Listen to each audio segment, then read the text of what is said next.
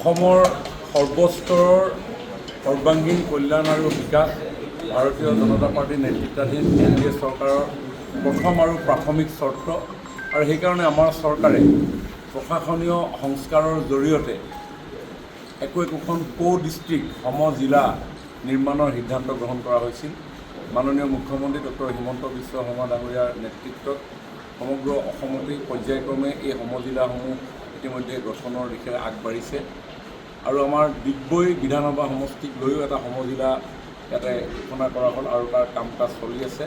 সমজিলাৰ পৰিসীমাৰ ভিতৰত যাতে সকলো বিভাগৰ কাৰ্যালয়সমূহ স্থাপন হয় তাৰ প্ৰতি লক্ষ্য ৰাখি যি সিদ্ধান্ত গ্ৰহণ কৰা হৈছিল সেই সিদ্ধান্তৰ ভিত্তিতে ডিগবৈ বিধানসভা সমষ্টিৰ অন্তৰ্গত গাঁওসমূহৰ উন্নয়নৰ বাবে ডিগবৈতে এটা খণ্ড উন্নয়ন বিষয়াৰ কাৰ্যালয় স্থাপনৰ সিদ্ধান্ত মৰ্মে আজি এটা নতুন ভৱন খণ্ড উন্নয়ন বিষয়াৰ কাৰ্যালয় হিচাপে আনুষ্ঠানিকভাৱে আজি উদ্বোধন কৰা হৈছে।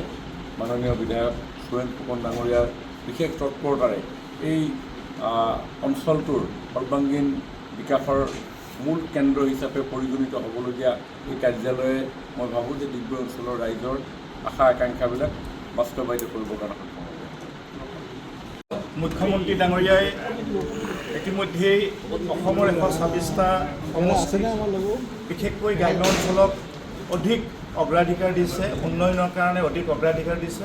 সেইকাৰণে আজি কিছু মাহৰ পূৰ্বেই সমজিলা ঘোষণা কৰিছিলে।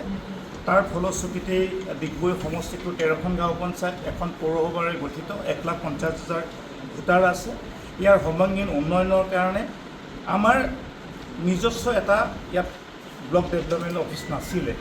আমি সাবজান ব্লকত যাবলগীয়া হৈছিলে। সাবজান ব্লকৰ 16খন পঞ্চায়ত আছে। 16খন পঞ্চায়তৰ ভিতৰত আমাৰ 8খন বুন্দুৱা সমষ্টিৰ অন্তৰ্গত আৰু এটা আছিলে আমি মাৰ্ঘেটত যাবলগীয়া। মাৰ্ঘেটত আমি 3খন পঞ্চায়ত তালৈ যাবলগীয়া হৈছিলে। নিজস্ব ডিগবৈ সমষ্টিৰ ব্লক এটাও নাছিলে। গতিকে ডিগবৈ সমষ্টিটোৰ একেবাৰে কেন্দ্ৰস্থল মাজমজিয়াত ইতিমধ্যেই আমি সুন্দৰকৈ নতুনকৈ নিৰ্মাণ কৰিলোঁ চৰকাৰৰ সহযোগিতাত আৰু আমাৰ কিছু বন্ধু বান্ধৱৰ সহযোগিতাত। গতিকে আজি তাৰে আনুষ্ঠানিকভাৱে ৰাইজৰ কাৰণে এই মুকলি কৰিলে আৰু এই মুকলি অনুষ্ঠানটোত আমাৰ জনপ্ৰিয় কেবিনেট মন্ত্ৰী বিমল বৰা ডাঙৰীয়াই ইতিমধ্যে ইয়াত মুকলি কৰিলে। আমি আশা ৰাখিছোঁ যে গ্ৰাম্য অঞ্চলৰ উত্তৰণৰ কাৰণে বহুতখিনি কাম কৰিবলৈ আছে। গতিকে এই 13খন গাঁও পঞ্চায়তৰ যিসকল জনসাধাৰণ আছে তেওঁলোকৰ কাৰণে একেবাৰে ঘৰ কাষতে তেওঁলোকে খোজকাঢ়ি বা চাইকেলে আহি তেওঁলোকৰ যিখিনি আনুষ্ঠানিক কাম কাজ ইয়াতে সমাপ্ত কৰিব। ইয়াৰ পৰৱৰ্তী সময়তো নিশ্চয় আপোনালোকে জানে আমাৰ যিটো চক্ৰ বিষয়া কাৰ্যালয় বা আমাৰ উপায়ুক্ত যিটো কাৰ্যালয় আমাৰ সমীপতে হ'ব পাণবাৰীতে। গতিকে তিনিওটা অফিচ পৰৱৰ্তী সময়ত স্থায়ীকৈ একেটা 20 বিঘাৰ বাউণ্ডাৰীৰ ভিতৰতে হ'ব।